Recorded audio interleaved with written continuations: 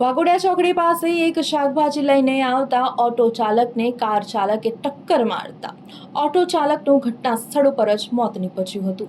વડોદરા શહેરમાં અકસ્માતોની ઘટના દિવસે ને દિવસે વધી રહી છે। વાઘોડિયા ચોકડી નજીક વધુ એક જીવલેણ અકસ્માત સર્જાયો છે। શાકભાજી લઈને આવી રહેલા એક ઓટો ચાલકને કાર ચાલકે ટક્કર મારતા ઓટો ચાલકનું ઘટના સ્થળે જ કરુણ મોત નીપજ્યું હતું। મૃતકની ઓળખ અશોકભાઈ તરીકે થઈ છે, જે વડલા રોડ પર આવેલ શિવ રેસિડેન્સીમાં રહેતા હતા। અકસ્માતના સમાચાર મળતા જ પરિવારજનોમાં શોકની લાગણી છવાઈ ગઈ હતી। વિશેષ કરુણ બાબત એ છે કે આજે ફાધર્સ ડેના દિવસે જ બે માસૂમ દીકરાઓએ પોતાના પિતાની છત્રછાયા ગુમાવી છે। અકસ્માતના પગલે પરિવાર પર આભ ફાટી પડ્યું હોય તેવી સ્થિતિ સર્જાઈ છે। વડોદરા શહેરમાં છેલ્લા કેટલાય સમયથી માર્ગ અકસ્માતોની ઘટનામાં વધારો થયો છે। બેદરકારી ભર્યા વાહન ચાલક અને ટ્રાફિક નિયમોના ભંગના કારણે વારંવાર નિર્દોષ લોકો પોતાનો જીવ ગુમાવી રહ્યા છે। આજે વડોદરા પાસે આવેલ વાઘોડિયા ચોકડી પાસે બનેલી આ દુર્ઘટના ફરી એકવાર માર્ગ સુરક્ષા અંગે ગંભીર સવાલો ઊભા કરે છે। ઘટનાની જાણ થતાં જ પોલીસ ઘટના સ્થળે પહોંચી વધુ તપાસ હાથ ધરી હતી। અકસ્માત કેવી રીતે સર્જાયો અને કાર ચાલક સામે શું કાર્યવાહી કરવામાં આવશે તે અંગે પોલીસ દ્વારા તપાસ કરવામાં આવી છે।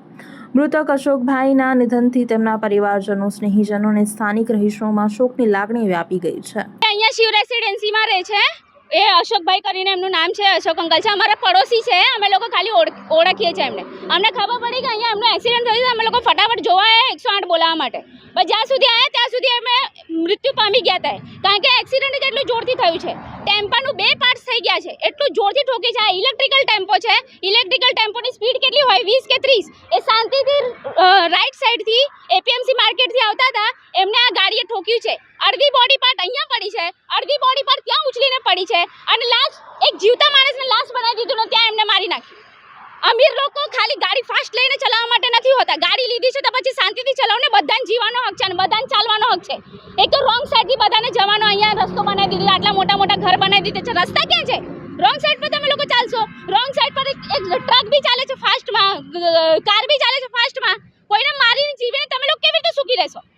બેન, જે અકસ્માત કરનાર છે કોણ છે? અને એ અકસ્માત કરનારને મેં જોયું નથી, બાકી એને 2 લાફો મારતે એને સ્પીડ ભૂલી જાતે। આ જે ભોગ બનનાર છે કોણ છે? એ ભોગ બનનાર છે શિવ રેસિડેન્સીમાં રહે છે એક વ્યક્તિ છે, જે શાકભાજીનો ધંધો કરતા હતા, અશોક અંકલ કરીને છે।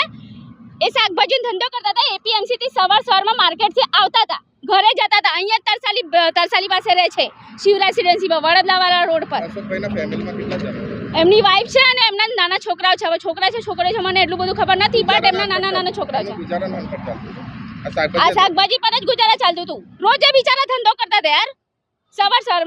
સવારમાં એપીએમસી માર્કેટ જતા હતા ને લઈને આવતા હતા ગાડી।